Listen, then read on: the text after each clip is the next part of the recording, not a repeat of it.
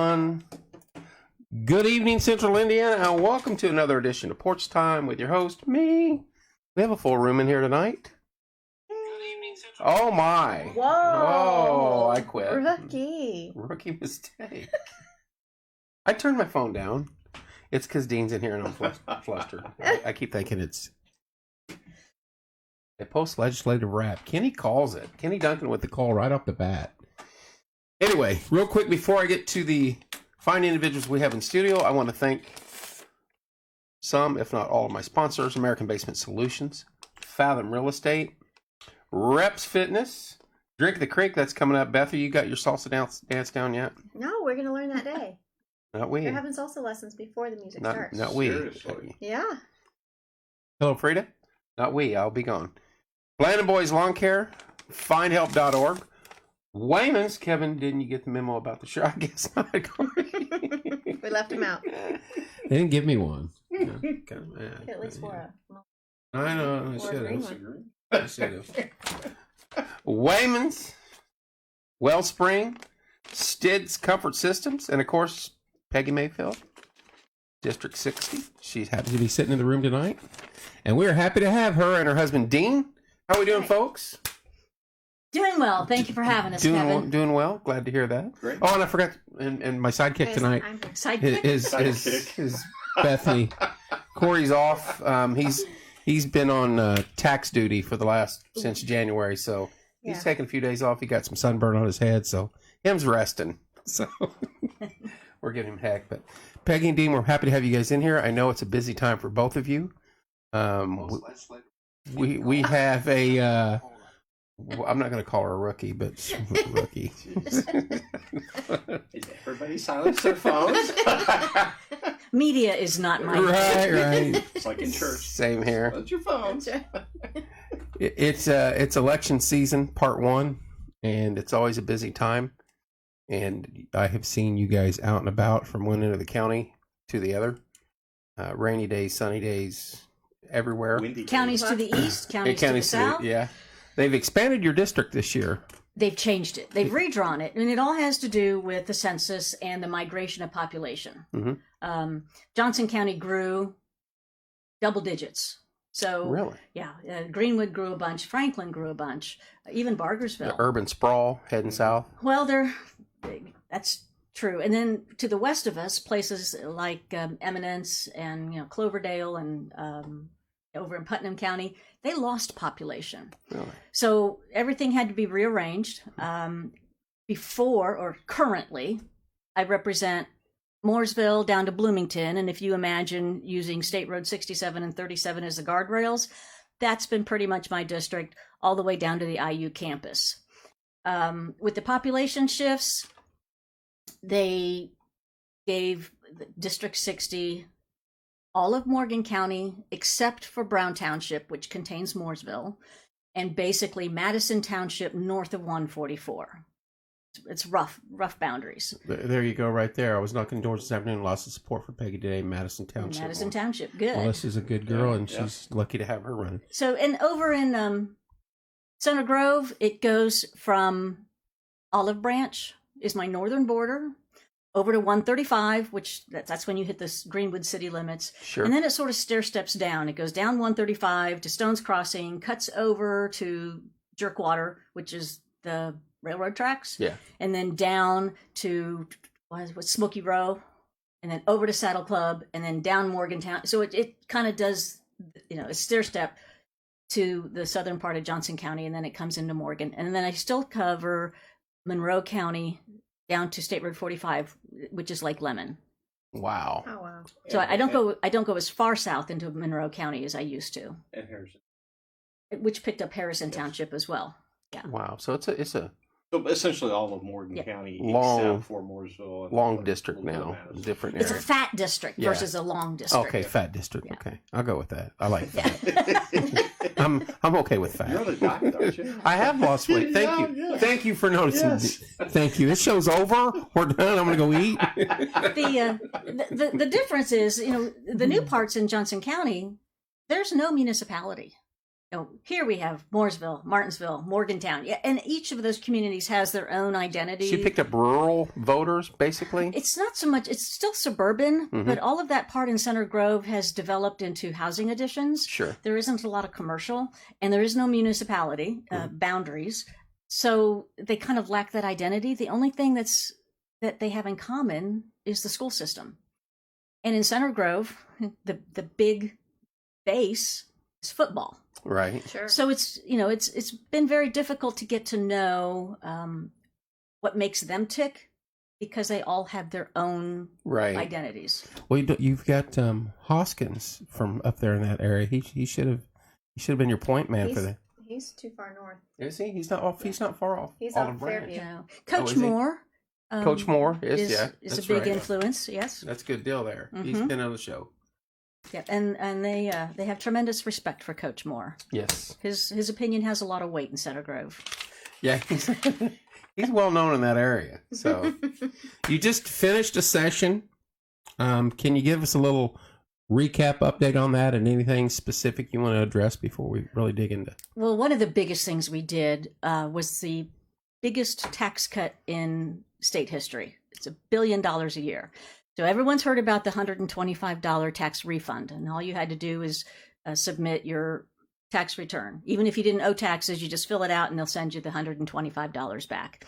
We also are cutting the individual income tax by 7% over a period of 4 years, and we're eliminating the utilities receipts tax. So anyone who has to pay a sewer bill, a water bill, electric bill, gas bill, the tax on that will all be eliminated starting July 1st. That's awesome. It's $1 billion a year that is directly into the pockets of people. These are not corporate tax cuts, although they pay utility tax too, but so does every individual. Sure. So, and the income tax will affect every individual.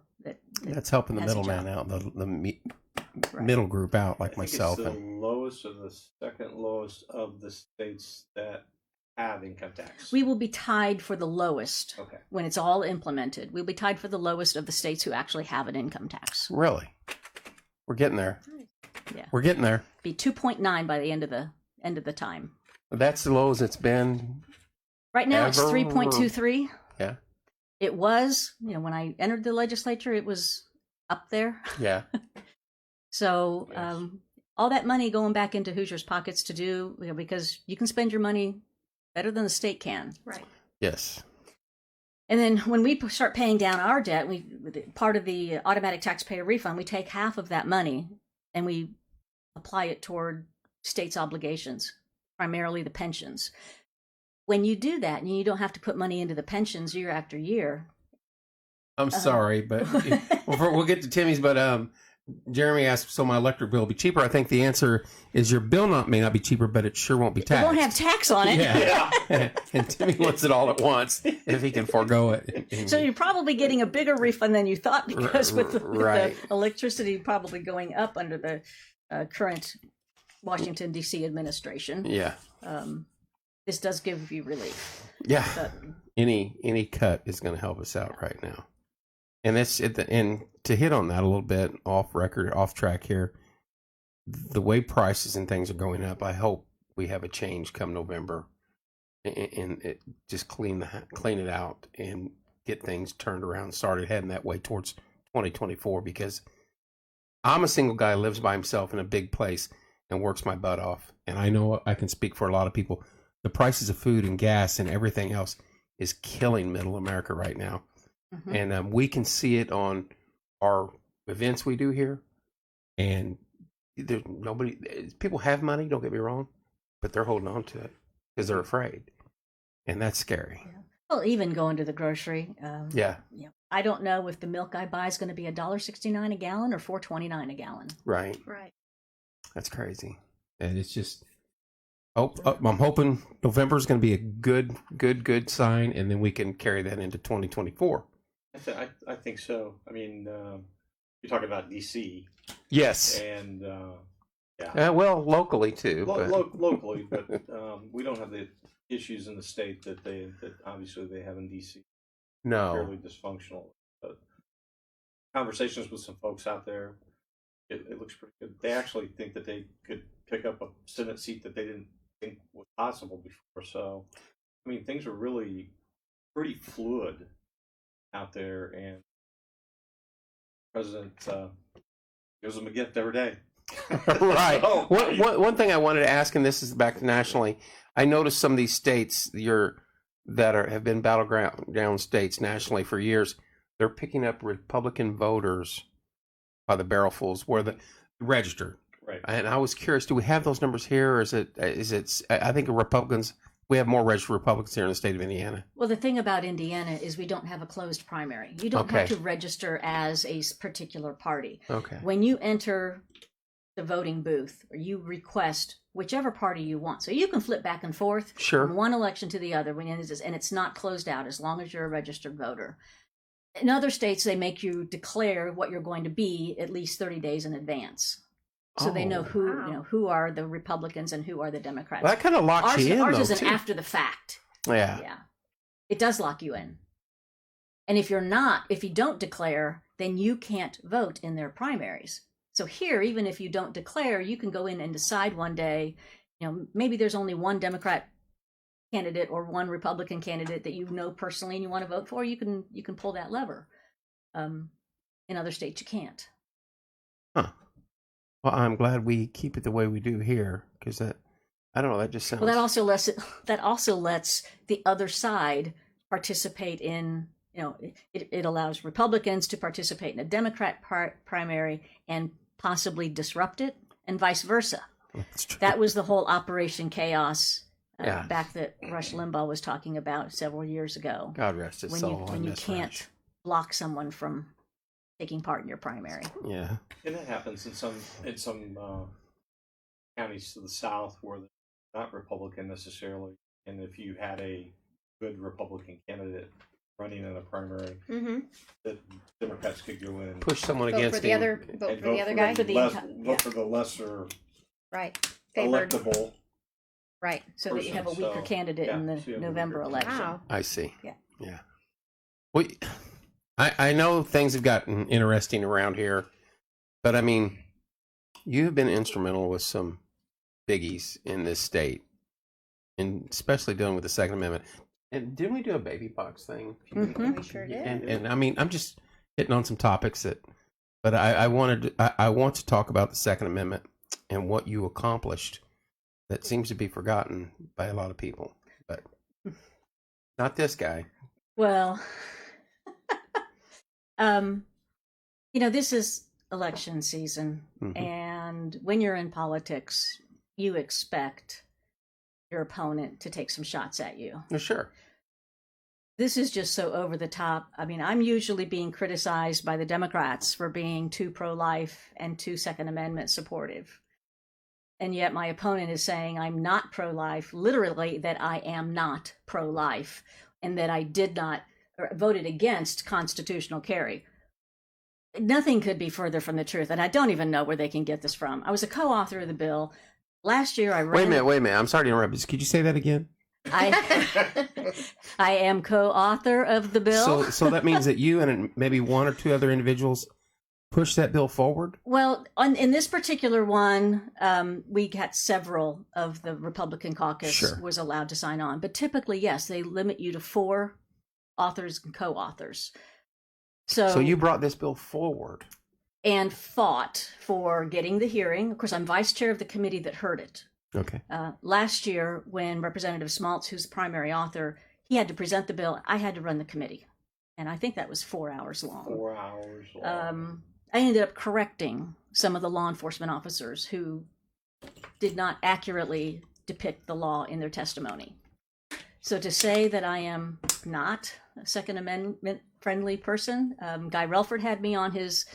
The gun guy? The gun guy had me on Gun Guy show. The gun guy? Because we worked side by side, hand in hand, on that legislation. The Second Amendment guy from the state of Indiana had you on his show. He was so shocked that I was being accused of not being constitutional carry friendly that he said, "Peggy, come on the show. You have to. We're going to dispel this." It really ticked him off because he knew how hard we'd worked on that bill to get it passed. Wow. We've been discussing this off and on between me and you. Um, Don't forget to vote. yeah, right. For quite a while, and I knew what you were doing, and with the baby box, and you and Bethany, and this was common knowledge to me, and I was kind of, when I read some things that I read, I was like, oh, wait a minute, is there something going on here or what? So I just, I it's think there about, was 2 babies just surrendered at a baby box In Carmel, in Yeah. Carmel. within Yeah. a month. Yes. Yeah. But, you It's know, phenomenal. yeah.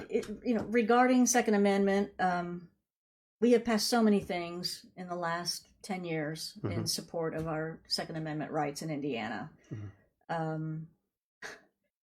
It's almost as if they're taking a page right out of Biden's playbook, and if they repeat the lie often enough, then maybe they can get people to believe it.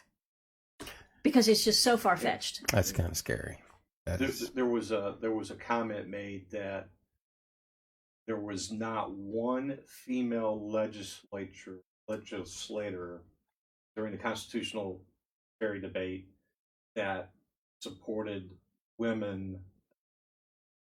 I forget exactly. Being able to defend themselves. Being able to defend. They didn't defend women being able to defend themselves, and I came home and I shook my head and I said, Didn't you pass something like 2 years ago? Right. Well, we did. We passed so women who are seeking a protective order didn't have to wait for their permit. Once they applied, they could automatically carry the firearm So it was already immediately. So I don't know where they're coming from. Well, you did, on that nobody particular one. did it this session because Already done. it was already done. Yeah. So, Yeah. and it really, I think it does women a disservice to portray them constantly as this damsel in distress when quite often we're better shots. We're more in tune with our firearms because we were less familiar to begin with. And then once you get the training and you're more comfortable with it, they make much better students, and they're more accurate. So, Timmy hits on it. Remember, your Yeah. opponent is an attorney. Some of them, very few, may not always be more.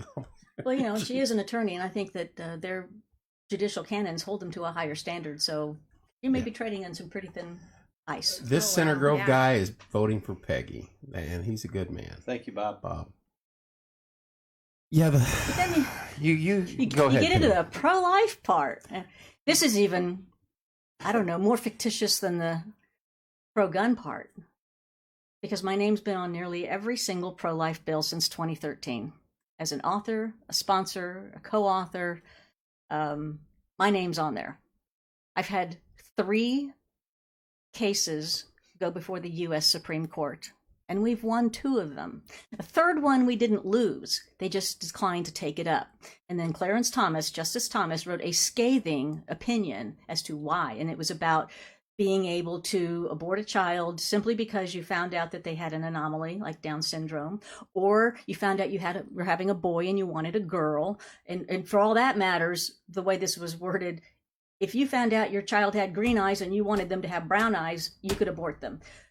Wow. It's the whole pro-life, pro-choice environment has gotten really crazy. But they upheld our required fetal remains law. That you can't throw them away as medical waste. You had to inter them or you had to cremate them humanely. It is just so horrific that. So the U.S. Supreme Court upheld that. They upheld, and this is, I joke a lot because all of my bills get challenged in court. But on the ultrasound 18 hours before an abortion, before you had to have an ultrasound prior to having an abortion, but it didn't set a time limit. So Thank what you, was Wes. happening is that women were literally had their feet up in the stirrups, possibly even already sedated, when they would do the ultrasound. Oh, wow. And they would be asked, at that point, these poor girls are not going to Change your mind. change their mind. And sometimes the doctor said, just lay back down and we'll be done in 20 minutes. So we changed that to 18 hours. So I literally changed a period to a semicolon and renumbered the subsequent chapters. And it went to the U.S. Supreme Court. And we won. So I don't know where they're coming from when they say that I am not pro-life. Well, I know what they mean. I won't introduce a bill that abolishes abortion in Indiana. And that's what they want. And that's what I want.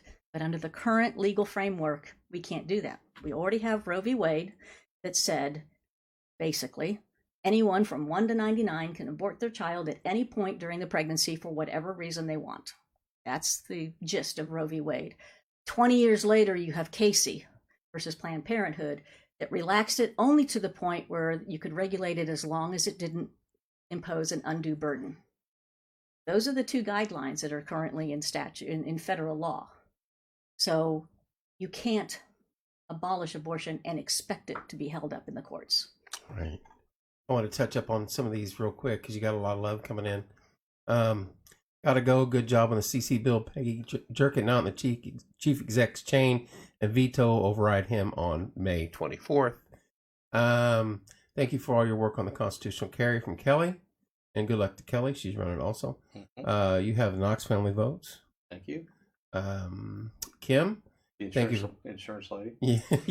Thank you, Peggy, for protecting the unborn. Happy anniversary, by the way. And then That's right. Josh, I saw Peggy that. rocks. Thank you, Peggy. So lots of love coming in. Yeah. Let's go back to that one on May 24th. On Mr. Duncan. Mr. Duncan. And Kenny knows his stuff here. Yes, and Kenny and I have conversed back and forth quite a bit. Sometimes we agree, sometimes we disagree. With But we Kenny? always have a good conversation. Kenny's a hell of a guy. So he's referring to a veto override on May 24th. And I think nearly everybody knows that Representative Michelle Davis over in the Johnson County area, her first bill ever, and she Oh. does the biological boys are not allowed to play in girls' sports. Heck of a topic for your very first bill. Right. She was a rock star, and she stayed with that, and it got through the House unamended on the floor, went into the Senate, and got through. He vetoed it. And he vetoed it, and so we will be returning on May 24th to the State House to override that veto. He has vetoed 2 bills. Another one has to do with a lot of agency oversight, and I know that the Senate is looking at overriding that veto. We haven't discussed it yet in the House, so I'm not sure. I love the bill. I mean, I would love to override it because I think our state agencies have way, way, way too much power. It's the separation of powers in Indiana. Right. I think that the agencies need to remember that it's the legislature who creates the policy. Right. Their job is to follow the policy, not make up their own. I think Yeah. that needs to So be this- stressed talk to about the federal level, too. jerking the knot in their chain. Yeah. Yeah. Peggy has my vote and support. She's been a strong conservative representative, pro-life, pro-2A, Peggy all the way. Yeah. Well, as I said, when I read some of the stuff that I did, I was just like, there must be another Peggy Mayfield running, because I've known Peggy in a very long time and have had in-depth conversations with her, whether it be in here or at breakfast or at Candy Kitchen or on the square or in Mooresville or somewhere when I run into her. Cedar Creek. Cedar Creek. Well, normally I'm talking to you there because nobody wants to talk to us there. So, or Gillespie's or somewhere. Yes. But everything that she has discussed with me in regards to 2A or pro-life or many of the topics that you cover never went the direction that was being posted. And I'm like, this is hogwash. And I just shut my mouth because I don't want to risk my platform on there to say, hey, this is wrong, because Facebook goes after you when you start. And we try to limit what we say on our page because I don't want to keep causing trouble. But I knew if you were coming in, I'm going to say, hey, this is what I know. Well, and typically everybody knows the truth about my positions on this. Look at your pages. Look at your own personal page. You're out shooting a damn gun every other weekend somewhere. And I mean, I'm just, right off the bat, if I didn't know, I'd be like, this gal must be pro-gun, is my guess, you know? Kills it and cooks it. Right. I mean, I can't grow it. I'm going to have to kill it. Cannot grow in the right. I'll have to have a gardener. I'll kill the meat. That You plant grow the right there that veggies. was given to me is the only thing I've ever had live past 2 weeks. Is it real? And it's real. And I'm just, it's like a year old now, and I'm like, Stay with me, baby. I got you. So anyway, Well, as I mentioned earlier, though, Kevin, you expect this kind of stuff in politics. But it's reached a threshold where it is not fair to the voters. Right. Voters out there, if you agree with me or you disagree with me, that's fine. You deserve the information necessary Right. to Sure. make that decision. Sure. And what you're being fed is a load of bull. Yeah. Right. So we finally came out with a mailing just to refute all of the lies that they had been telling. Sure. And you distributed that out across the. We sent the mailer out, being co-author of the legislation that made Indiana a constitutional carry state, the hospital visitation. During COVID, a lot of hospitals weren't letting people in and people were dying alone, which is horrible. Horrible. And so we passed a law that prevented hospitals from banning visitation. They could have some safety steps just like they do now with the flu. They may limit the number, they may limit the amount of time, the number of people, etc. Right. So that's common sense. But to say you cannot ban for any reason is irresponsible in a lot of these Sure. under a lot of these conditions. The government overreach. I mean, did it turn out the way we wanted? Maybe it didn't go as far as we would have liked. Sure. But you have the House, you have the Senate, you have and you have public input, and that's what a lot of these amendments that they say that we didn't support. Those are floor amendments. So clearly, the opponent does not understand the legislative process. Right. Because when you introduce a second amendment on the floor, it's typically a tweak to the bill. It is not a massive policy shift because when it's introduced on the floor, there is no public testimony. Sure. And that's when you talk in major policy shifts, you have to invite the testimony of the general public and the stakeholders, hospitals, doctors, churches. You have to have that input. So to have voted on some of these would have been irresponsible because the unintended consequences were catastrophic. From Larry Ralph Sr., Peggy on our side also, and I agree with Kenny on our gutless chief exec. Too bad he still has a ways to go. There's a lot of folks unhappy with the top chair. Dean, is that spot you may be interested in running? No, just throwing that in. Just starting a rumor right here. No. I'm very happy doing what I'm doing. Yes, Peggy. There was one thing that I found funny was the NIFB. Didn't they get a little upset about some things that were said? You mean their mailer on the gas tax? Yeah. That I raised? There are 3 points on their mailer there, and I will admit to one of them. I voted to raise the gas tax, and I'll get back to that in a minute. But there were 2 other points that they indicated that the state, the GOP-controlled legislature refused a request from the NFIB to suspend the gas tax. Right. I've supplied you with the letter. I'm a member of NFIB, and so I called them immediately and said, "Hey guys, did I miss something here?" And the conversation used much harsher words than the letter that you have, because the NFIB was very concerned that that mailer was using their name without their knowledge or consent, and they were misrepresenting what the NFIB actually did. The NFIB did not request the legislature to suspend the gas tax.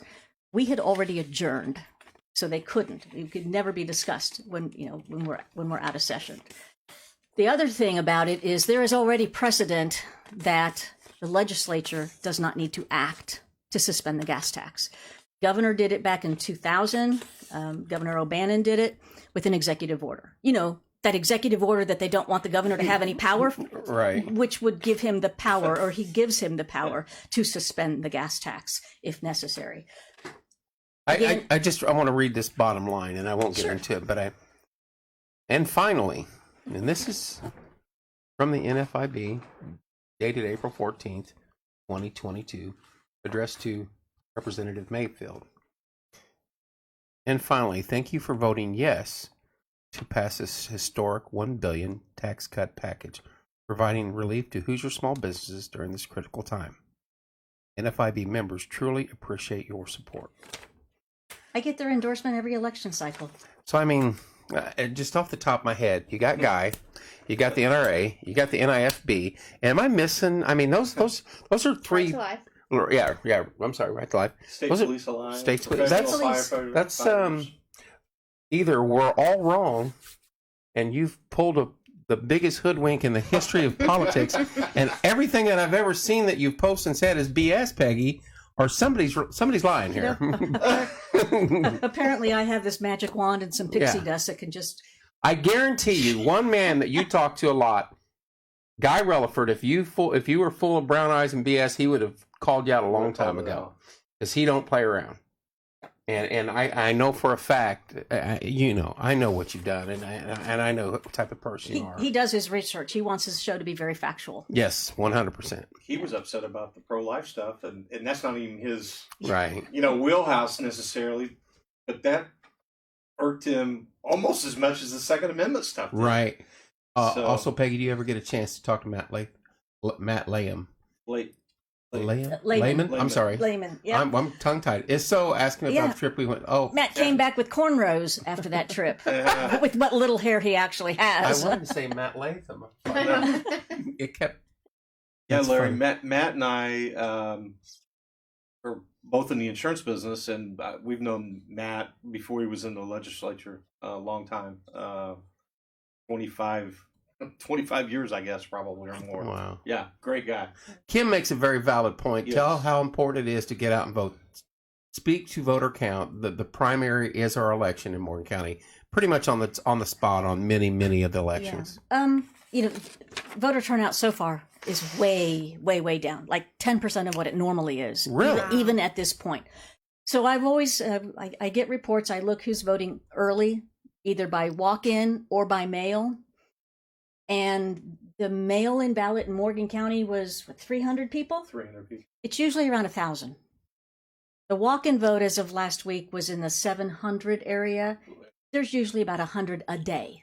Wow. And that's 2 weeks into it. So I think it's a combination of we don't have an active newspaper.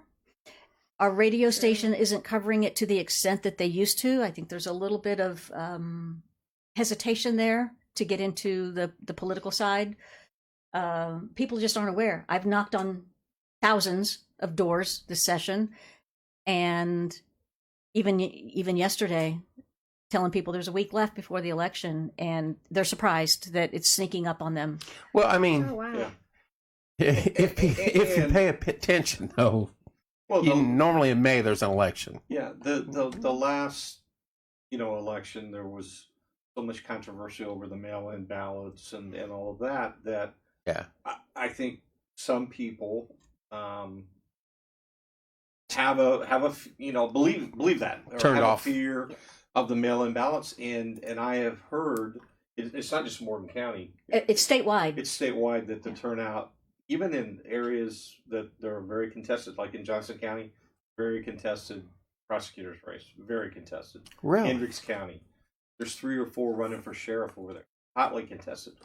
Turnout is about the same as here, maybe a little higher, but not what it should be. So we're thinking that it's a election day turnout. I saw something. I mean, there's so many of these Facebook pages that people just create, but so you don't know whether they're real or not real. But Right. one was an election integrity or something like that, and they said show up and vote between 3 and 6. And I go, why between 3 and 6? Because now people are going to be pissed off because Right. there's going to be long lines, Right. Right. and that turns people off. So I don't know. Well, some doors that I've knocked on this year, elderly people have told me, well, I haven't gotten my ballot in the mail Yes. yet. They just thought it was going to just come. They didn't realize they had to Yeah. request it. Well, it depends on what side of the fence you're on, because Well- sometimes you get more than one ballot. Well, but they From- sent them out during the pandemic. I mean, Yeah. during I'm during teasing. Yeah, COVID. during the pandemic, most clerks mailed them out to anyone who had voted by mail before, and that was a practice back when I was clerk. I made that mistake once of not sending out at least the I mean, I can't send a ballot out, but I Yeah. send the application to anyone who had voted by mail because they're likely to do it again. We didn't do that this year, and since it's not a presidential year, neither one of the state parties did it either. So nobody is getting an application in the mail. Plus, it's online. Unless you go request it. So Right. we're getting calls. And it's beyond the deadline to vote by mail Yeah. now. Right. So So you they- just go do the 21st. early walk-in. It's easy peasy. Right. One more weekend for that, right? Yes. there's We can do one it more during the week plus next Saturday, Yeah. and then only until noon on Monday the 2nd. The second. So north of 80% of the people I've talked to plan on showing up on election day.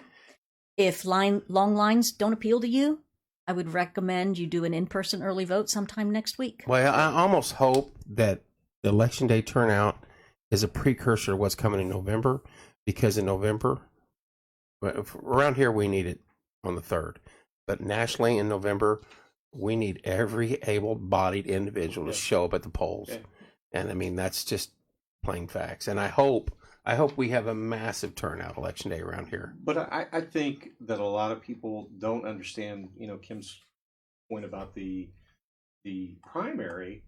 As I went and voted last week, I walked in Mooresville. I mean, literally 4 minutes in and out. Yeah. Love it. That was chatting up to 2 ladies who I knew in there. early voting's the I best. knew there were 3 other voters, and I knew all of them. And one of them said to me, "The only reason I'm here is because she brought her mom." She goes, "I never vote in the primary."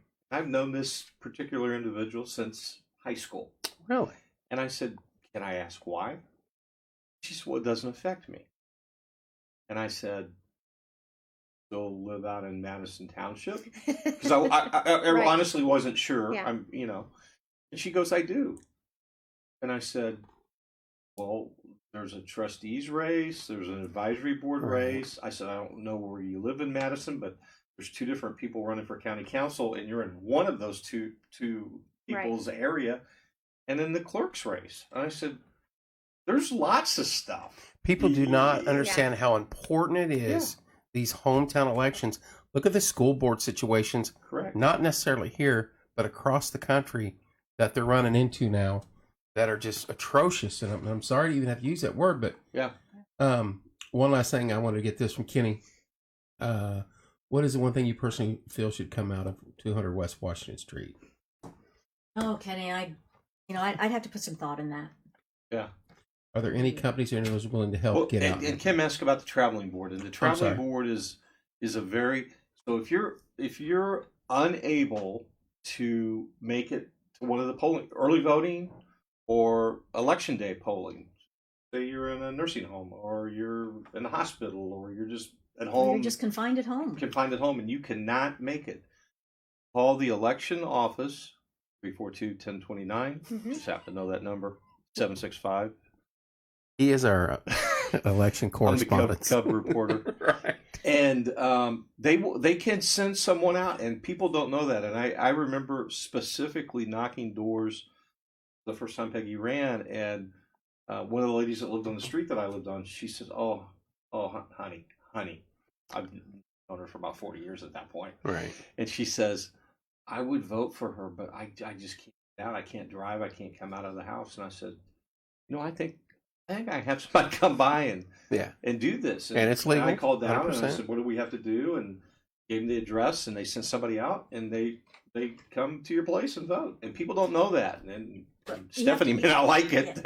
You have to be confined, Yeah. or you have to be caring for a confined Yeah. person. Right. But there are And a that lot- makes sense to me. That is a necessity. and they want to vote. They just know they can't Sure. make it to the early voting. Valid So, point, Matt. Yeah. Are there companies or individuals willing to help? I'm not exactly sure what Michelle is asking there. Willing to help people get out and vote on May 3rd. I don't know of anyone that's actually organizing that. I don't think that either party is saying, "Hey, if you need a ride, we'll come get you." I know in a presidential election, sometimes the Yeah. churches get involved Right. in their parishes, and hey, if Right. you want to run a ride, we're bringing the bus around and Yeah. district Yeah. things like that. But I haven't heard of anything down here. That's usually Marion County. They bring them in by the bus. Yeah. But Oh, that's a the different great thing. thing about Morgan County is we are a vote center county. Yeah. So you don't have to go to any specific voting location like you used to. Yeah. You can go to any of them and you're in the right place. Yeah. Any So- of the 14. Okay, so once again, any precinct you can walk in Any To place. any location. and vote. So you can do early voting, Mooresville and Martinsville. and the Monrovia will be next weekend. And it's literally, it's easy. It's Mooresville Christian Church across from high school, Yep. Mooresville, and it's the election office here at the admin building, and then it's Monrovia Christian Church Christian.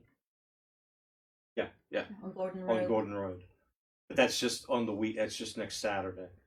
But literally, 4 or 5 minutes. It takes you longer to get your driver's license out.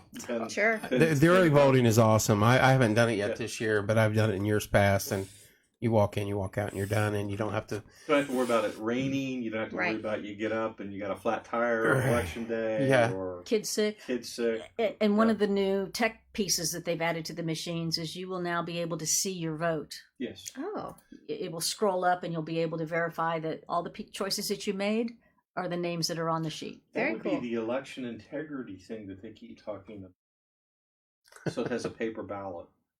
Voter verified paper Yeah. trail.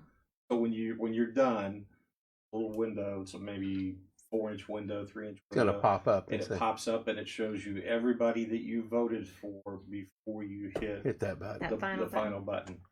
And if you questioned it, they can go back and there's a paper trail. So, She's asking, is there any, like Morgan County Connect or any company drivers willing to help out that may be aware of help to get people to the polling sites? I've seen it done a couple times around here, Right. but I haven't. That's been a I while. haven't heard of anything. yeah, usually that's the local parties, and I don't think Or as Kevin said, Yeah. churches churches. or Yeah. volunteers. Yeah. But Michelle, I don't know of any organized effort for that. Yeah.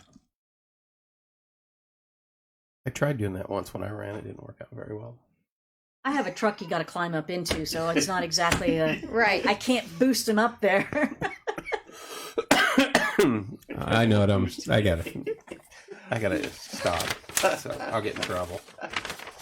Peggy, there's a lot going on, but you have done so much for the state and in our district alone. I don't know how anybody could question what you've done, but I know you have so much more you want to cover. Is there anything off the top that you want to hit? Yeah, there is one thing. I guess I should go further into this gas tax issue Okay. because 2 days ago, story broke that we will now have the highest gas tax of all time, and yeah, so I'm going to try and keep this at a very high level and understandable. But there are 3 gas taxes that everyone pays. One is federal. That's 18 cents a gallon. It's a flat rate. No matter what the cost of gas is, it's 18 cents a gallon. And that goes to the federal government. I'm going to circle back to that in a minute. The second gas tax is, it's called the gasoline usage tax, which is essentially a sales tax on gas. Just like sales tax on clothing or anything else, roughly your 7%. It is a percentage based on the cost of gas. Okay. Oh, Okay. okay. And so that's what we've always had. And then in 2017, we passed a gasoline excise tax, which was 10 cents a gallon, flat rate, regardless of the cost of gas. So we have 3 different pots here. The 10 cents a gallon that we passed always has and still goes only to roads. Right. Okay? It does not go to the general fund. That's not what I read. Well, Now wait a not minute. read either. Can you repeat that? So the 10% excise tax that goes Gas into. tax. I'm sorry. no, it's an excise tax on gas. It Excise tax goes on gas to- goes specifically to roads. It doesn't go to the roads. general fund. Yep, the first 70 million goes to road obligations. And here's the thing. We're still paying off bonds that were issued under Governor O'Bannon because Oh. they had no plan to pay for it. So the first 70 million that we collect in that tax, of that specific tax, goes to pay off those old bonds. The next 75% goes into one motor vehicle fund and 25% goes to another motor vehicle fund. None of it goes into the general fund. That the other tax, the sales tax on gas, your 7% sales tax. We spent 4 years, and that was going back to the excise tax, where all of the money goes to the roads. We sold it as all of the money going to roads, and that's where it's going. That use tax, the sales tax, we spent 4 years trying to get all kinds of other people out of that fund. So it was intended to use for roads, but there was a lot of interpretation, like the Indiana State Police. Well, they are mostly road deputies, so they were starting to fund the state police out of this road fund. We had to get them out of it. The BMV is a road agency. They were starting to use this money to fund them, so we had to get them out of it. But you can't do that all in 1 year. Right. Because the tax shift would be, it would overtake your other funds. So we eventually took a few years, got everybody else's straws out of the glass, and then we started focusing even the sales tax on gas toward roads. At the end of that, there will still be a penny that goes to the general fund, but at the end of, I think it's 2024, 2025, all of that shift will have taken place. So it goes up a penny a year. That's another thing I hear. It goes up a penny a year, and there's no legislative action. It just does, and that's only half true. That increase of a penny a year is tied to 2 indexes: Consumer Price Index of urban areas and the Indiana Personal Income Index. So unless both of those rise, the tax won't increase. If they do rise, it can go up for a maximum of 1 cent per year until 2024. And after that, it cannot go up anymore. 1 cent a year till 2024. Only if those 2 conditions So are you're met. looking at 2 cents. Well, No, so we're at, I think we're at 15 cents right now. Okay. Unless so our fiscal years change. 2 I more could be cents wrong. then. So it could be a couple more cents. But that money is what we put into the community crossings grants, Mhm. which we just awarded another $1.5 million to Morgan County entities. right. So our rural entities who have, smaller populations, they would Right. never get this money to improve their roads under normal conditions. We require that 50% of the community crossing grant go to rural counties or rural entities. And within even Morgan County, there are units of government that have been able to leverage $200,000 into $1 million and have done that year after year after year. And that's how we get there. Where's the money going? It's going to your roads. And you can see it because there's orange cones everywhere. That's our Right. new state. State flower. Yeah. Oh, yeah. Because there was someone else that's running against somebody else said, Going back to don't know where the money's going. I'm like, on the federal side, I said I'd circle back to that. So Indiana is what they consider a donor state. We send money to Washington, D.C., and we get 70 to 90% of it back. We should be getting thank you letters from California, New York, and Illinois, because that's where Hoosier taxpayer dollars are going. That's where Hoosier gas tax dollars are going. federal dollars. Federal. Right. So in order to leverage our own funds and draw that money back to the Indiana, we've been able to use this increase in the gas tax to do bigger projects and leverage those federal dollars back to Indiana as well. Like I-69. Yeah. I can't even. If anybody brings up New York, L.A., or in They're taking your money. Illinois, I just. Yeah. I voted early and was happy with the paper ballot that you can review before hitting submit. That was from Tony. That's what I said. And then Kim. Oh. Hello, Tony. Nice to meet you. And then Kim, do you need poll workers for election day? You can always use poll workers, and I think I don't know whether you're talking about for our election. The answer would be yes. And Okay, you're talking campaign side. campaign side, The but people if who you're stand outside the polls, hold my sign, wear my T-shirt, say "Vote for Peggy." Yeah, You That can type always of use thing. those. we can always, Could always use those. If you're talking about, I think Stephanie, the election board, I think is still looking for Are they? workers to work at the 14 locations. I know other counties, Monroe County to the south, they're trying to find people that'll work a half a day so they can split it up into 2 Wow. sessions. It's just All those people who said they would work after the 2020 election, they can't be found anywhere right now. yeah. That's Yeah. frustrating. So yeah, if you're interested in working the polls, Give We- a call 765-342-1029. We Ask for can't get Stephanie. people to work anywhere in this country right Yeah. now. So But it's always funny because people will say afterwards, "If I'd only known." Like, Right. how do you not know? I reposted the election stuff 2 years ago, right, like every day, a couple Yeah. times a day, and Yeah. said we need workers. right. It's not easy. It's So a long day. You five- have to be 5:30. at the poll before 5:30, which means you're probably getting up around 4 or 5 o'clock. Yeah. You have to work. You cannot leave. You have to work the whole 12 hours, and then you have to clean up and get all the machines back to the election office. Then you You're stay putting in a up- 14-hour day. And then you Yeah. stay up with Kevin and Dean till 3:30 in the morning reading Well, results. and if it's a presidential election, it's kind of fast pace.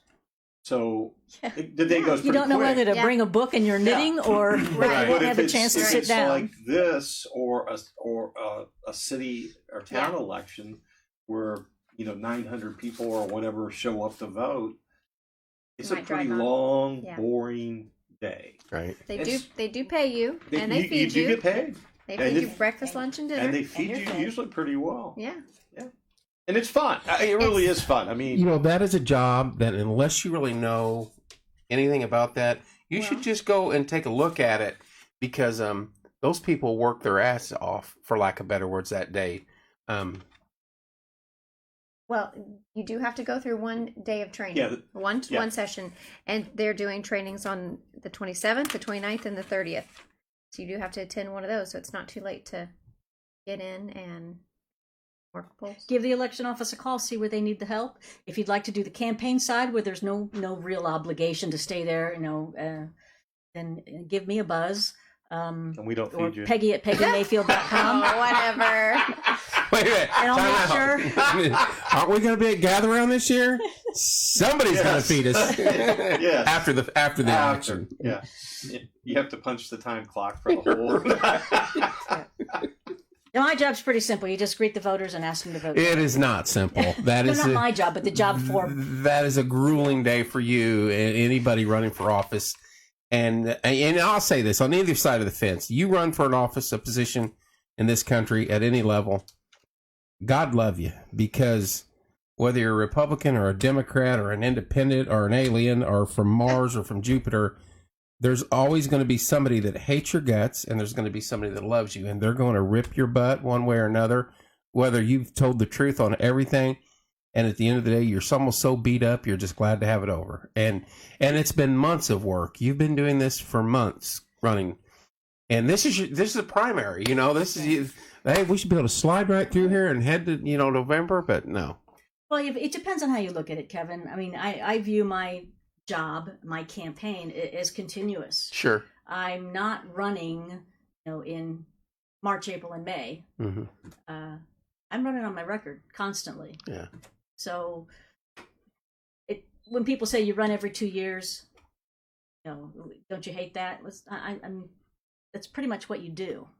But it is funny because you go to May 3rd. Talk to your dad. Tuesday, May 3rd Talk is the to your primary. dad, Keaton.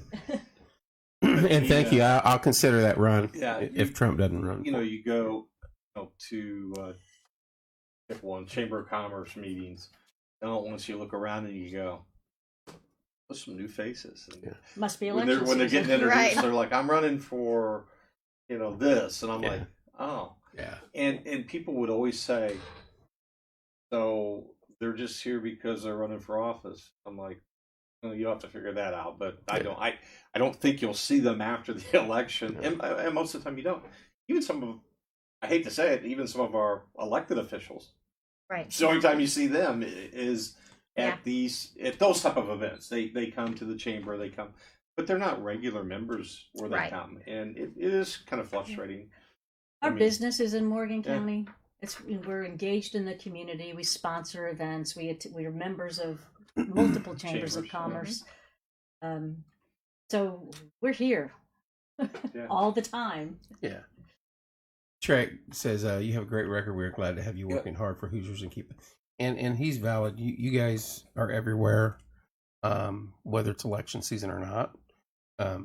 It's part of being a part of the community. I mean, Yeah. it's just like you guys. I mean, Right. I look up and I go, why are they here? You know? Well, it's like, if okay. I could put a mark down every event that we've done last, Oh my God. 600 days, that has nothing to do with politics, and how many times you guys were there at the same event, I bet you it's 99 to 100. We were there, and it may have been you not at one time, but everywhere we go, you guys are there. I missed a couple Cedar Creek concerts. Yeah. Well, Sometimes it is nice just to stay home. Yeah, we Sundays go and I go, sometimes. do you really want to listen to that band, or would you just rather stay home today? It's like, oh, it's just, yeah.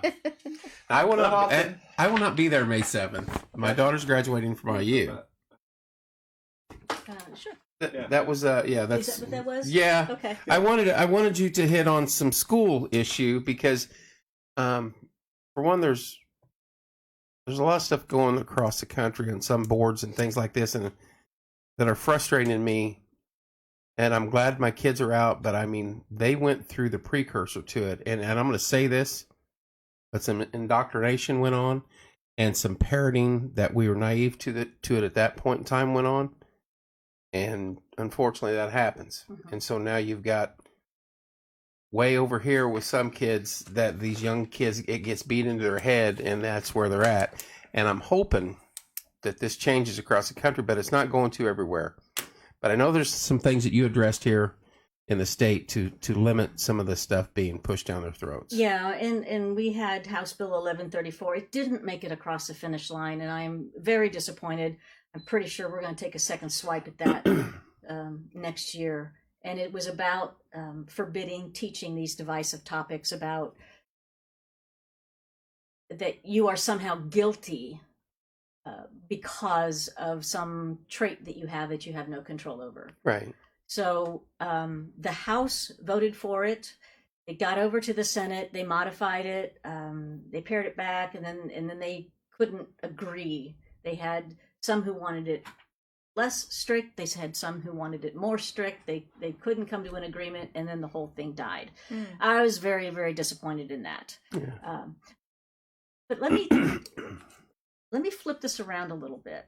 Because parents became very involved over that year going to school board meetings. And school board meetings are typically meetings that no one is there unless you're on the agenda. Right. And then suddenly 30, 40, hundreds of people were showing up at these school board meetings, very concerned about what was being taught in the classroom. Where were these parents as the curriculum was getting worse and worse and worse? Yeah. It was COVID that really brought it to their attention what was being taught to their children. Yeah. They had not been engaged. And so this was they eat away at this little by little, year after year. Right. And it is very difficult to fix in 6 months, to backpedal all of that change. That's their method, though. They take a hack and take this, and then the next, well, we got this, and every year it gets worse, and it frustrates me that we give in to any of it, and like you said, and to walk it back. Well, and I spent hours coaching these parents who had never been to a school board meeting or any public meeting on what the parliamentary procedure. What are you allowed to ask? Basically, they don't have to answer anything. You can speak, and they didn't even have to allow you to speak. We did pass a bill that requires public comment in a school board meeting. Good. But prior to that, they did a public meeting was simply that. The public could be present. You did not have to allow them to speak. So a lot of parents had to learn that they don't, the school boards don't have to answer questions. Well, that's easy. So it's going to be either it's a process to teach them how to present their side in a sane fashion. And to be honest, a lot of school boards and a lot of parents did not meet that standard. Right. Yeah. When you go in and you demand and you are going to do this, you get one bite at the apple, and then they just, I mean, you can go to those meetings, but they're probably not going to listen to you because they're like, well, you don't want to have a rational discussion. And we talked about this. I mean, parents just weren't engaged for whatever reason. I mean, or engaged as much as maybe they thought they were, but they really weren't. And we have discussions.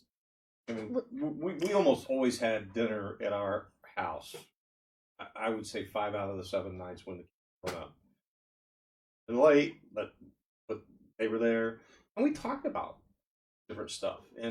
And our kids have debated the teachers at the school. You know, by the way, all of our kids went to Martinsville Public School. I mean, we could have sent them anywhere. We chose to send them to Martinsville, and it was kind of funny because some of those teachers weren't used to having that pushback of, Sure. hey, I don't think that's correct, And Right. Let me ask you guys this, because this question comes up a lot, and I just want clarification.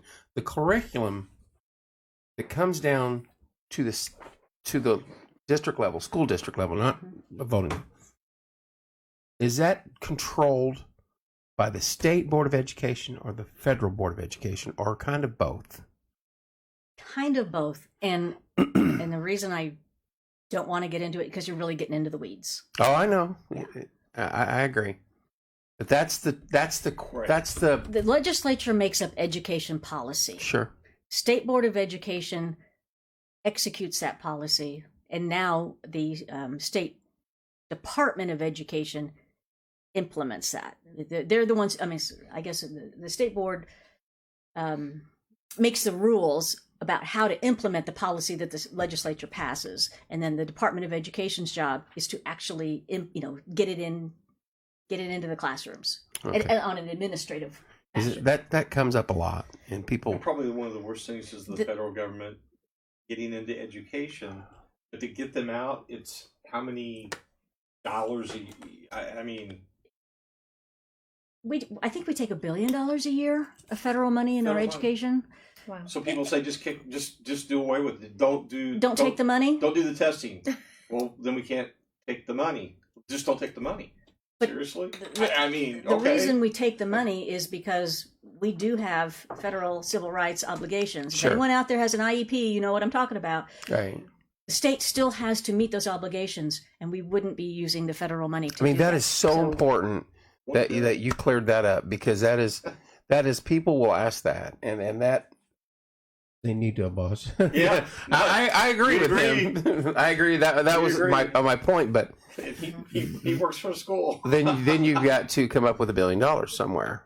Yeah. And that's Yeah. Well, if we actually abolish the federal Department of Education, then there wouldn't be those federal mandates that the states have to. Right.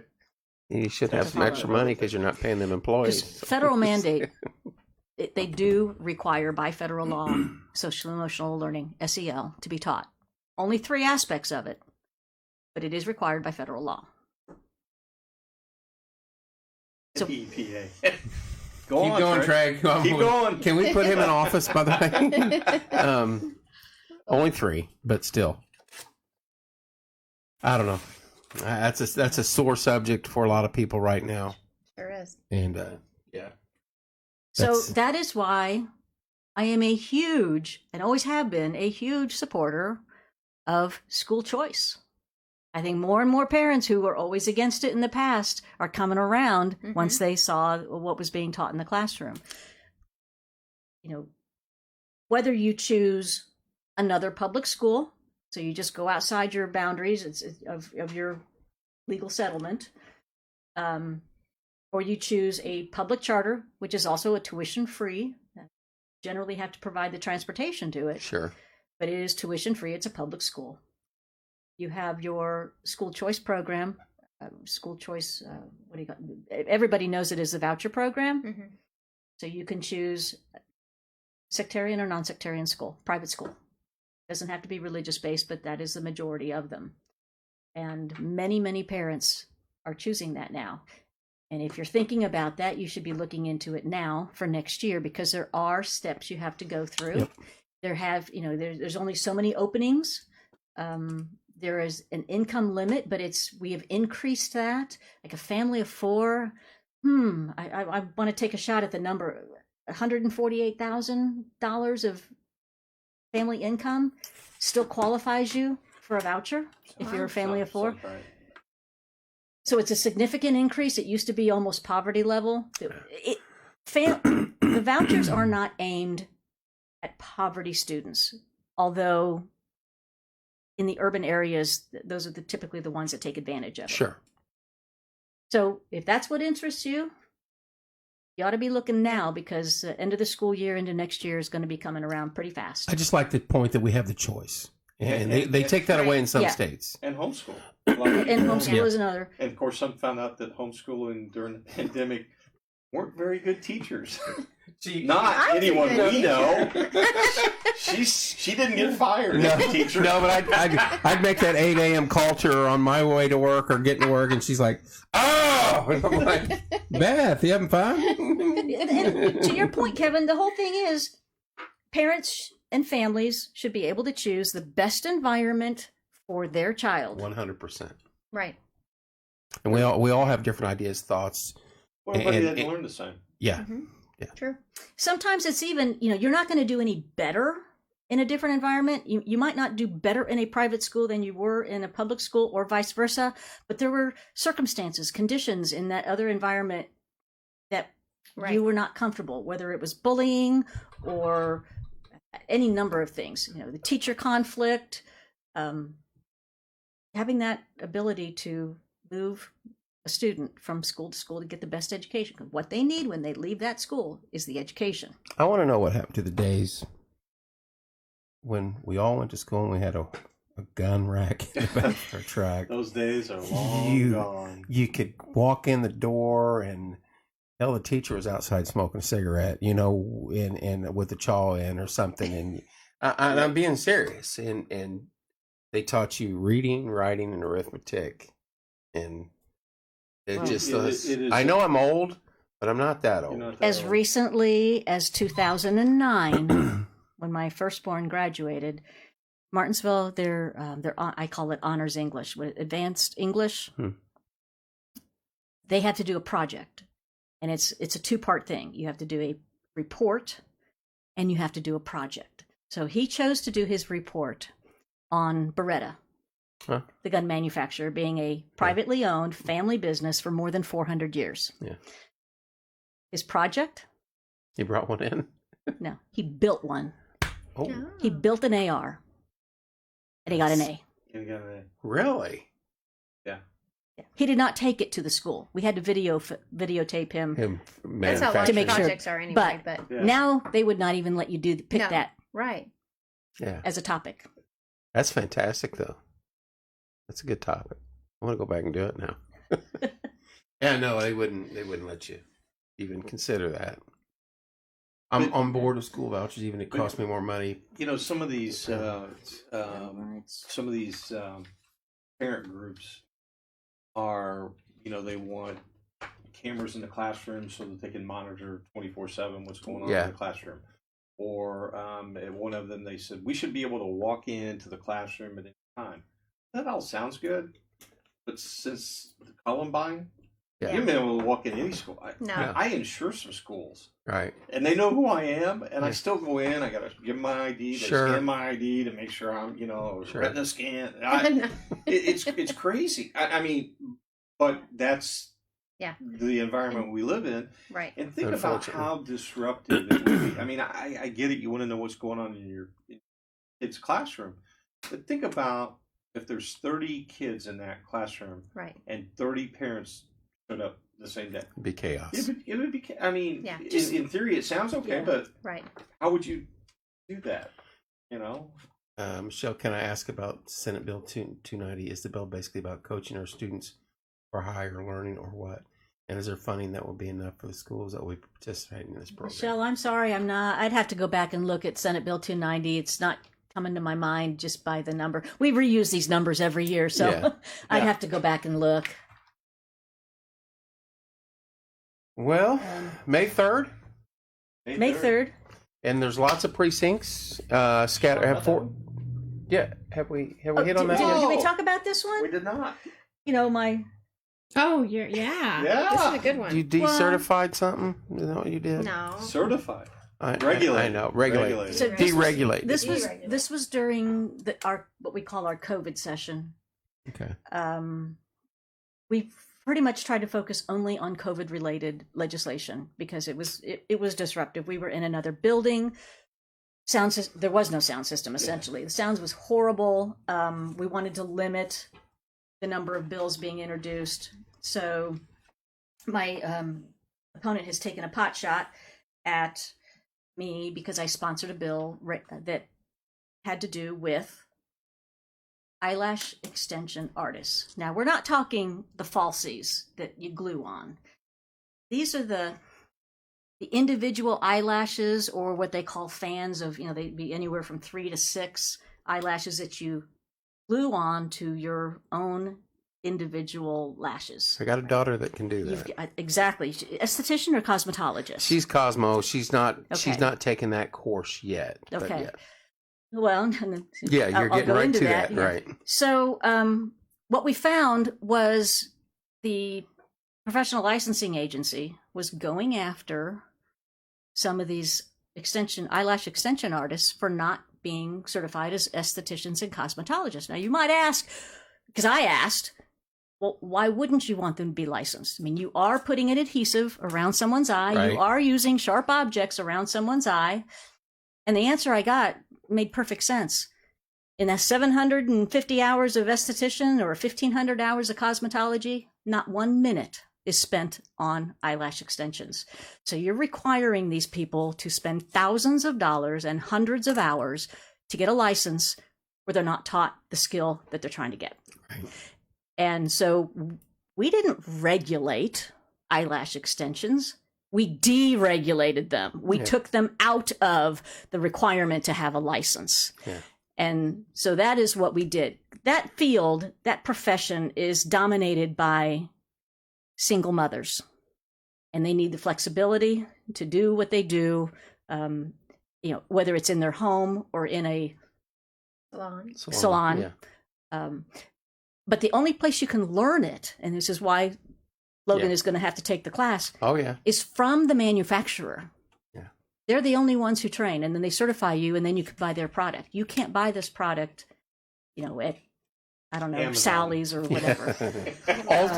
Ulta. No, it's Ulta from this household right now. Trust me. So we actually deregulated. Can't you tell? Yeah. She won't cut my hair. Are you kidding me? Yeah. But the other thing, this is going to make some people squirm, because one of the other bills I worked on that session was banning the practice of female genital mutilation. Yeah, Kevin's already getting squirmy here. You should have seen 100 legislators, mostly men, squirming in their seats. And I think that there was a running pool on how many times I was going to say the word genitals at the microphone. But this is a practice that was, up until last year, allowed in Indiana. And it's a cultural practice. It is not a religious practice. There is no specific religion that does this. It's a cultural thing. Yeah, I'm glad you can say cultural, because I'll claim it's something else. So, but in many cases, Indiana, since it wasn't banned here, they would travel to Indiana to have this done. And family members would be holding down young girls, often without any kind of anesthesia, while someone in their family who is not medically trained performs this procedure. And we have a gynecologist in the house who said that she had seen some of the aftermath of this, and it is absolutely horrible. What age group? Down into the single digits. So supposedly it makes them more desirable as a spouse later in life. But they don't talk about that I have helped save these young girls. Last year I had the bail bill, the charitable bail bill. Everybody knows what was going on around Indianapolis and how alleged criminals were getting out on bail. It was basically crowdfunding for bail. We had no idea who these people were who were bailing them out. And we wanted to regulate and be able to, have a handle on who is bailing out these folks. Now, one of those folks cut his girlfriend into pieces, dismembered her, after stabbing her 52 times, let her body rot in his apartment for about 5 days, and cut her up and started dragging her across the parking lot in a sheet. They have it on film where an arm fell out. He picked it up and put it back on the pile, and he continued dragging her remains to the dumpster. And they were out on bail, and they had previous violent felonies. So that is just the tip of the iceberg, because my bill only required them to be regulated by the Department of Insurance, so they could have their license revoked if necessary. Sure. We have a whole nother conversation to have about what's appropriate bail for what appropriate crimes. Yeah. And so that's going to come up again, I'm sure. It's a never ending, just because somebody has a bill that not every legislator has to file the same bill. We can walk and chew gum at the same time. I get stopped in Walmart and Kroger all the time from people who said, this happened to my family, and I think there ought to be a law that does such. Sure. And I've gotten so many of those ideas passed. And they're not the hot, sexy topics that make the headlines, but it matters to these people. Right. And sometimes those, she actually keeps a list in her phone, believe it or not. It really does. And I know she came home one day and she said, remember somebody asked me about this? And I'm like, yeah. But it wasn't enough to be a bill. It was a great idea.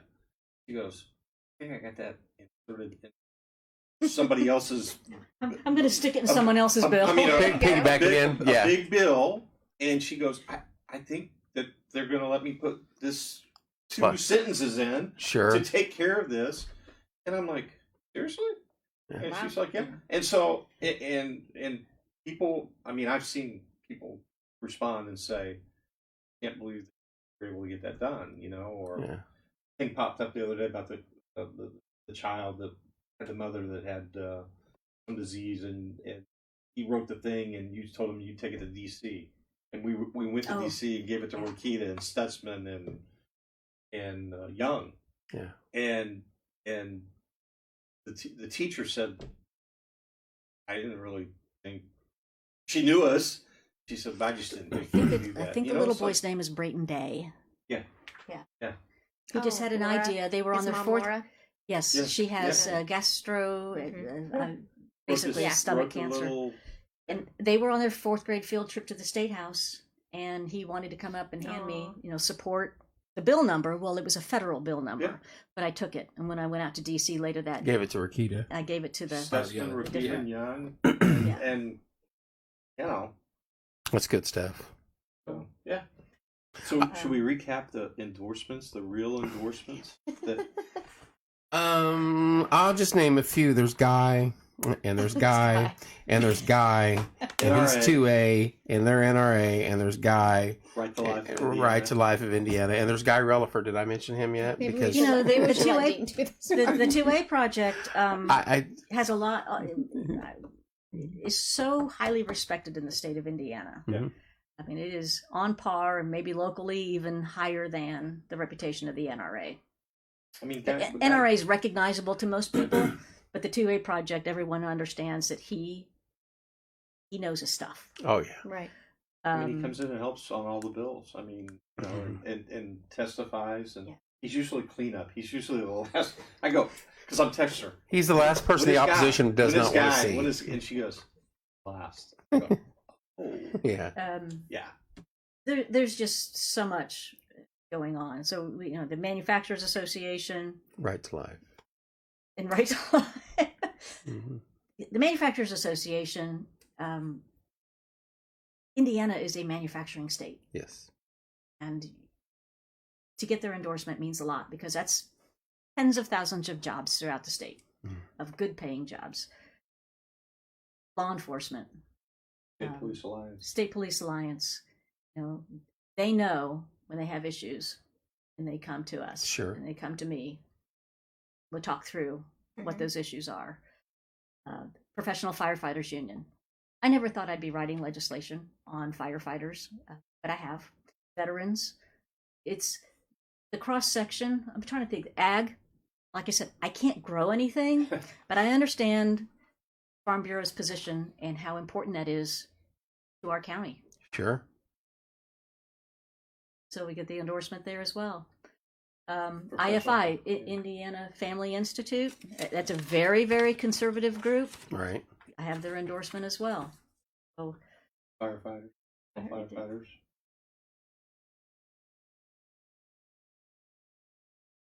chambers of commerce, every small business, NFIB.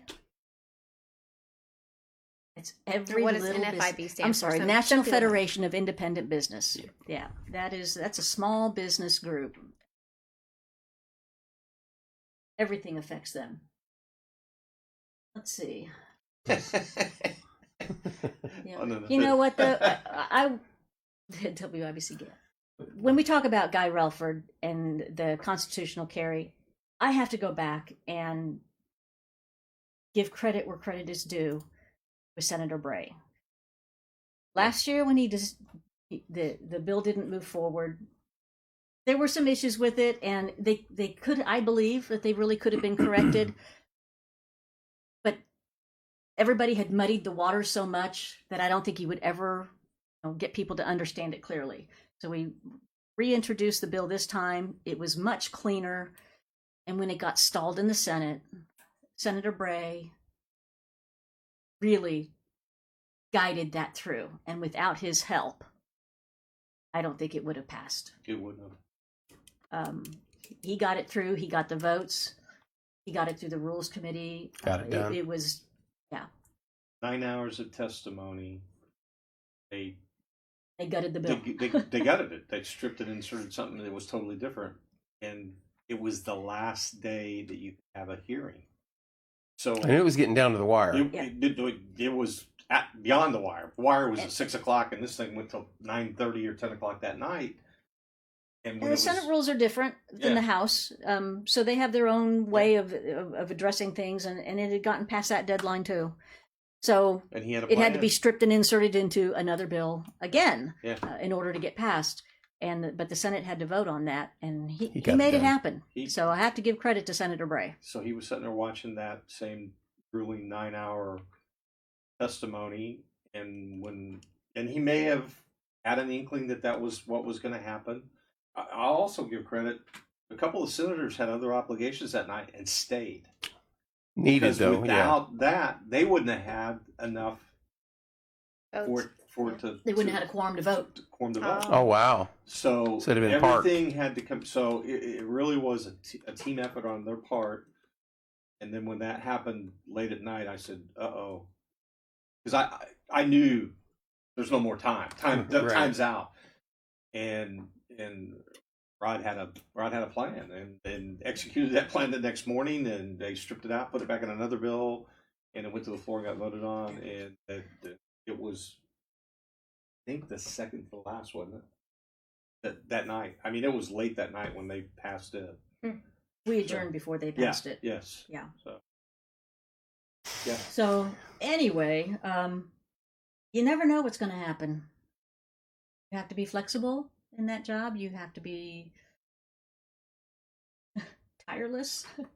Sometimes He'd probably come on. you really. I bet you would if I asked him. Yeah, he probably would. Maybe it's a he'd great come on honor. with me.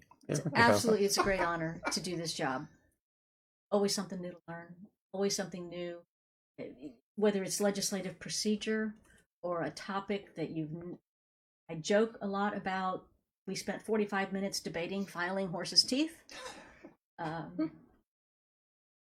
And I always thought midwifery was legal, and it is in a very small percentage of cases. But babies are going to come regardless. Right. But there are some guidelines around being a midwife. Yeah. So it's fascinating what it takes to run a state. You never know what's new that's going to come up. So I look forward to going back on May 24th and overturning the governor's veto on at least one, possibly two bills. And summer study committees, they will be assigned, I think, on that same day. So we'll know what we'll be getting a deeper dive into for what's coming up for next session. Next session's a budget session. Yay raw on that. Yeah. Well, our district is blessed to have you. And I know there's some other fighters out there, Lucas and guys like that the state needs, and we need to keep fighting because this battle's a long way from being won at the state and national level.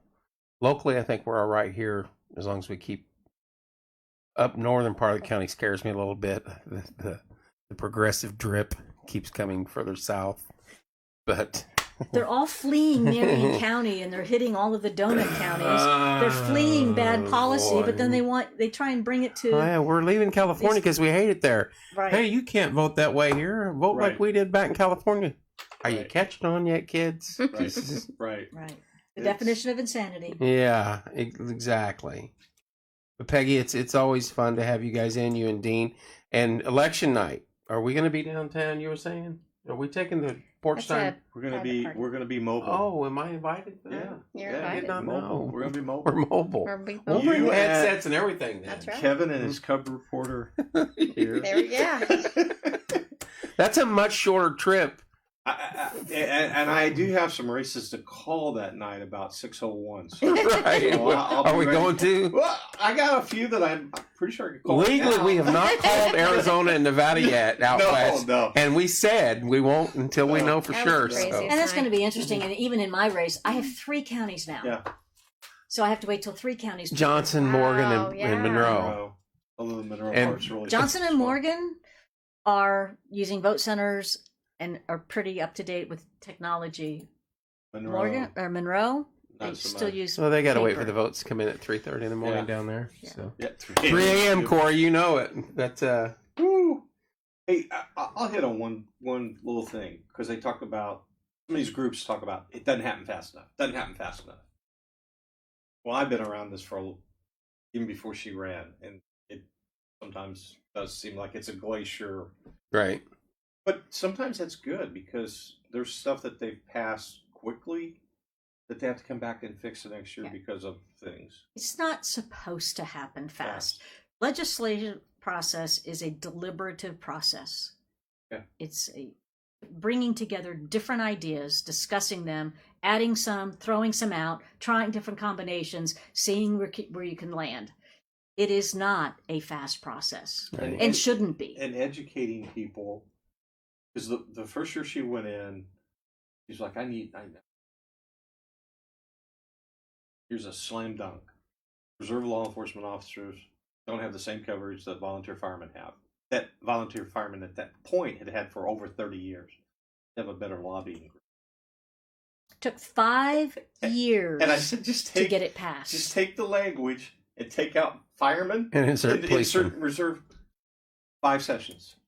5 I mean, she came home. She goes, "I thought you said this would be easy." And I go, "Well, who's opposing it?" And she told me. I go, Yeah. "Why would they oppose it? They work for free." My bill on Hoosier veterans, just the difference between reservists and I call them like merit deputies, full-time military, Mhm. Title 10, Title 32. They're different, and we had to spend 3 years, I think, 3 years. educating my fellow legislators, some of which were veterans, They had no in idea. the real sense of they served. Yeah.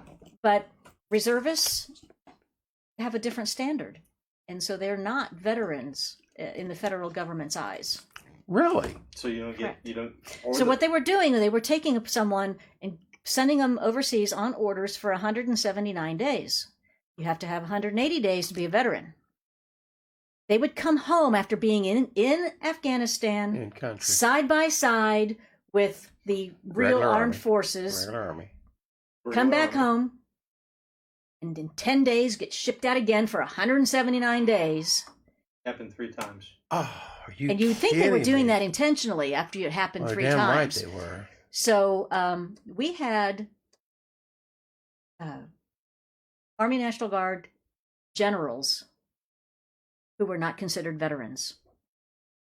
And it took 3 Multiple. years for that bill to get through. When I finally got that passed, the National Guard Association did give me their President's Award.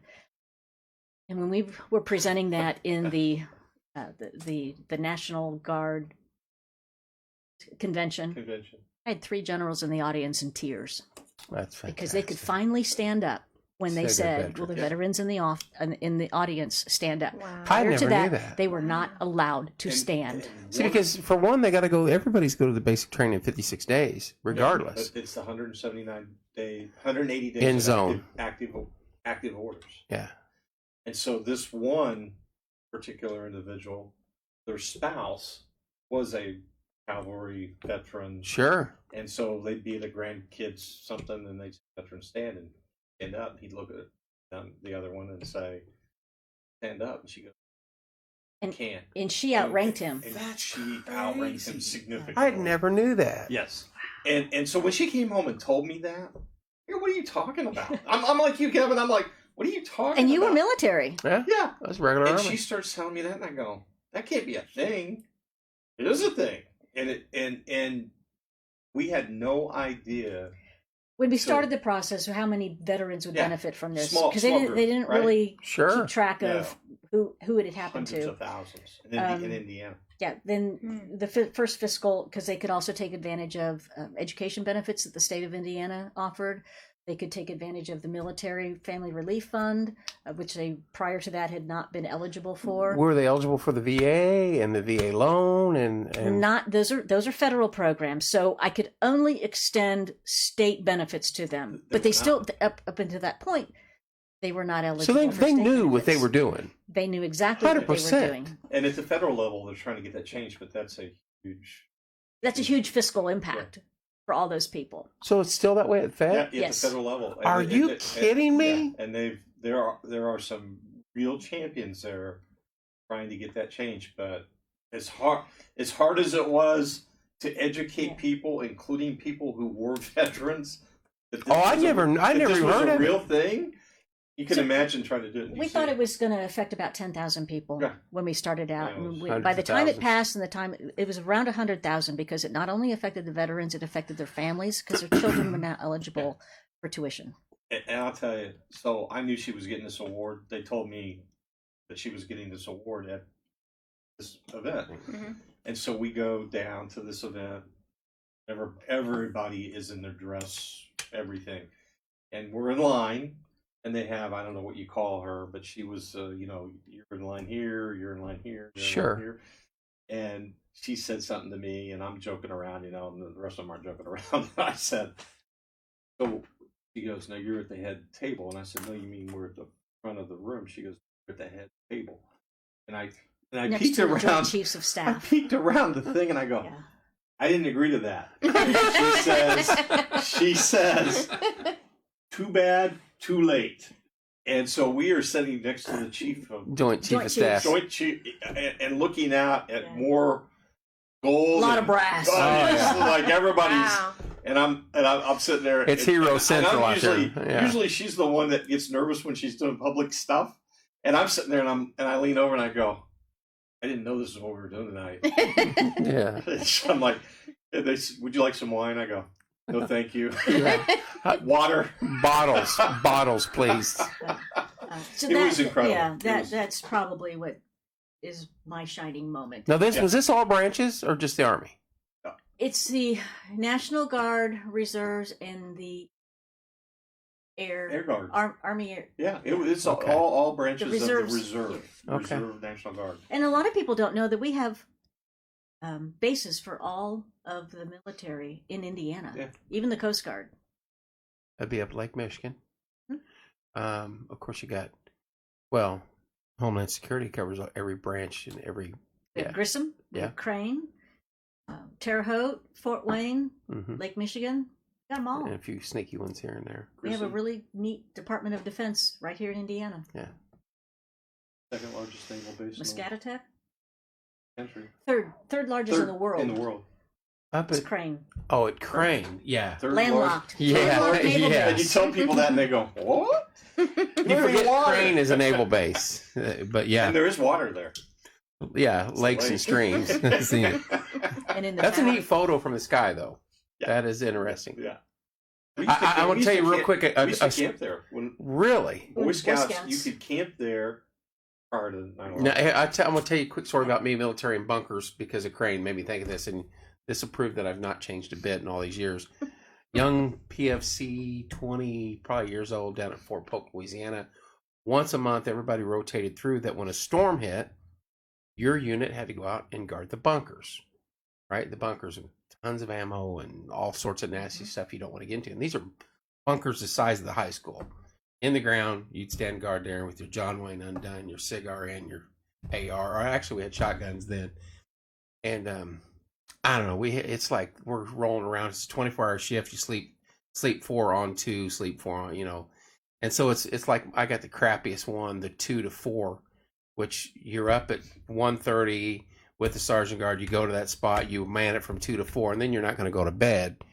And your shift ends at 6 anyway, and then you're like, oh, it's going to be a long day. So it's raining, it's lightning and thundering, and we had this gal in our unit and from our battalion, and good soldier, great person, but I didn't know she was building this up because you're guarding a bunker, and the next bunker is like, you yell, and they're over there and on down the line, you know. And so we're sitting there, and I look over, and I go, you look nervous. Because the last time we were on shift was like 6 to 8, 8 to 10, 8 to 10, and then, you know, still daylight out. And she's like, I just hate coming out because we're in the woods. You know, it's down there in alligator territory in Louisiana. And I go, you look nervous? She goes, oh, I just hate being out here guarding these things. I go, just remember, we're not guarding from things to getting in. We're guarding what's inside there, getting out. She loses it. I get in trouble, and I have to walk both bunkers. And I'm like, what? You know, Sergeant Guard rips my from just time, comes back and rips me again, walking with me. And I'm like, dude, how did I know? Like I smoked a whole pack of Swisher Sweets that night. So I was like, yeah, I get in trouble on this one. It's Good stuff. It is a great privilege to serve in there, and we are exposed to so much cool stuff. Some of it not so cool, but very interesting. And you know, it's I've been inside the prisons many times. We deal with you know, when we're talking mental health on first responders, even tow truck drivers. I know we lost our EMS director here, and that had a huge impact on all of our first responders. They're very tight knit, you know, just closest family. So, you know, what they deal with on a daily basis. I mentioned tow truck drivers. You know, these guys, they're out to pick a car up. Yeah. They're not out there to clean the brains off the driver's seat. Right. And that's one of those things that they get stuck doing. Yeah. Sometimes in this position, you realize in greater depth what individual professions are exposed to. Right. Whether it's teachers or nurses or paramedics or, you know, whatever the case might be, it gives you a whole new appreciation for what we think we know about someone else's job. It's been an interesting hour and a half, young lady. Yeah. And so glad you had me on. Love to share it with, you know, and I just love sharing this with the public because I think that if it gives them a comfort level to say, hey, I need to contact her because I have an idea. Right. Or maybe, you know, much of my work, the most time-consuming work is the stuff that I can't tell you because it's very personal and very private. And when one lady needs brain surgery and it has to be out of state, I can't say she got it or she didn't. Another family may be dealing with DCS. It's a lot of work, but you can't divulge these types of things. And that constituent work is a major part. You know, trying to put those people together from state agencies to solve problems for people. Well, I know this. You're probably the most approachable politician I have ever seen. Let me rephrase that: the most approachable elected official I've ever seen in my life. You always have been. Long before Porch Time existed, you know, and I would chat with you about things. You walk up, start talking to you. Now, I know there's times when you're busy. It's not always going to be that way. But that's when we go to Dean and we get a better answer. So, no, but I might give you the wrong answer. Hell, we don't care. We're just but I mean, one I really know. Right. A few bottles of wine at Cedar Creek and it don't matter anyway. But you've always done that, and I appreciate that. And I think, as I said earlier, our community and our district is blessed to have you. I know gun owners across this, I think it's Brown County and Morgan County are the two largest gun owners counties in the state. And I know that's awesome for us in Morgan County because you're from this area and you got that bill pushed through. So kudos to that. I know we've told you thank you about the baby box. That young lady right there, and you guys, She was a driving force behind unbelievable. Yeah. But I think if forget somebody, what number is now, it's well over 100. Yeah, Yeah. I mean, it was. We were slow going in Mooresville getting going, and then I kind of took over the fundraising part and forgot to tell Dustin that I did that till he saw the Facebook post. Oh my gosh. We have one? It was such a It's awesome. needed It's- thing, and I'm kind of impatient sometimes. And then you took the ball down In here Martinsville. in Martinsville, and yours was much faster. Oh yeah, real fast. do you know she put it in my ear 3 or 4 times, and I was like, I don't know what you're talking about. I don't want anything to do with it. Never heard of it. Right. And she's doesn't matter. She's got that I'm not thought in her waiting on head. you. Yeah, I'm She's not waiting. down the road, and then by the time we're getting halfway through it, I'm like, Beth, what is this? She goes, blah blah blah blah blah blah blah. Oh my gosh, I didn't even realize that's what it was for. Right. I told you. and No, you see the didn't. Yeah, I pictures, did. Like going to drive up teller, and I'm like, yeah, seriously? Yeah. And then they explain it a little bit more, and I'm like, it was really cool. it's an amazing thing that unfortunate this Yeah, but these times Since require it. Indiana has had the safe haven law or the baby boxes, we have not had a baby abandonment death in the state. That's It's amazing. amazing. I mean, like I said, 2 in the last month in Carmel, and that's a brand new box. It's only been there I don't know how long. 6 not very months. much. I don't even think it's 6 months. Yeah. It's in a couple of the others. I mean, they go in and there's a It's- baby shortly. So I mean, it's unbelievable. I don't get it, but I do appreciate that part of it. So, Right. Yeah. Same here. Yeah. I don't comprehend. It's an act of love for those is. parents Yeah. to, Right. and To surrender them. we're looking at legislation to potentially bypass DCS on the adoption process for baby box babies because there's no reason for them to be in the system. 'Cause It they've should go already directly been- into. That would be It amazing. should be going directly into the adoption process. That's an area that needs to be addressed. If there's areas that ever need to be addressed, that would be one of Yeah. them. So we'll be looking at Yeah. addressing that. Fantastic. So These babies just- should be going directly into their forever home. So just got to remind you, 1 more week early voting. 8 days. 8 days, Yeah. Bethany says, and May 3rd, 6 to 6. 6 to 6 all day. So get out and vote. Very important. So there's depending on where you live, there's trustee races, there's advisory board races, which are the closest to you as the citizen. But we have a very important clerk's race. Yep. Probably one of the most important jobs in the Right. county It because they is. run the 100%. elections. And Stephanie's done a wonderful job. And the court system, everything functions through there. There's 2 county council seats up. There's 3, but there's 2 that are contested, and then there's 2 state reps. Commissioners? And the commissioner, Kenny Hale, is running for re-election and has an opponent. Peggy's race, and then there's a brand new District 57 that's been created up in Mooresville, part of Madison, Johnson, and Hendricks County. Yeah, so for all those voters up in Mooresville who are used to voting for me, that is no longer part of my legislative district. So Craig Haggard is not running against me. He is running for a new seat, and he would. And he's a good dude. Mooresville would be well represented Yes. by Craig Yes. Haggard. If he wants on the show, I better not say that. Craig is a Mooresville graduate. Family lives in Harrison Township. Craig lives in Mooresville. Yep. Been involved in the community for a long time. He's Veteran? Veteran? He's a veteran. He's got 22 years of military service, yeah. a flu Harrier. Yep. He was a real active and then a reservist. Yep. I don't think real active is the correct term, but But then he was a reservist, but 22 years, flew Harriers, served our Let's work with country. He was a former NRA representative, regional rep, and good And he guy. does Trump supporter. mission trips. Yeah, he does mission trips. So Good Larry, man. Larry may know him from those. Yeah, he's a good man. So yeah, we'll get him on. Well, Peggy, good luck to you, dear, as always.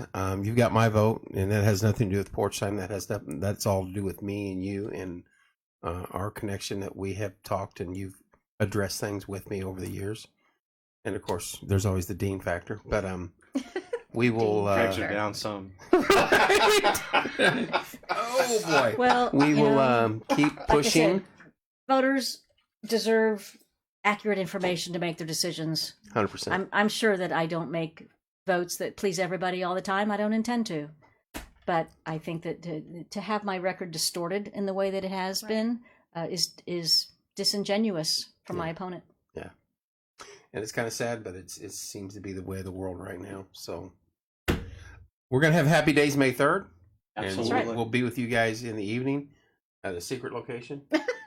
It's Evidently. top secret. Top secret. Top secret. They have brisket. That's all I'm asking. So, We'll have to check. Bethany, Maybe. thank you for tonight for coming in, sitting in Sure. for Corey, I didn't part-time do much. I just sat here. sidekick. But Dean, as always, we'll see Thank you. Yeah. Peggy, God bless you, and good luck We'll to be you on seeing you there. around. Thank you for having Okay. us on. Thank you, guys. Tomorrow night's a big night in here. Woohoo! Star Search can't wait. is back tomorrow night. So I'm not dancing. no, I'm not It's dancing a either. singing competition. Oh, that's It's right. a singing You can sing. competition. It's even that, worse. yeah, No? No. I don't Sounded sing in the either. shower. No, yeah, they won't let me set a portable up in here, and I'd win. So we'll see you guys tomorrow night, bright and early. I was gonna say late at 7 p.m. tomorrow night. Love you guys. Have a great Monday, Bye. and we'll Bye. see you soon.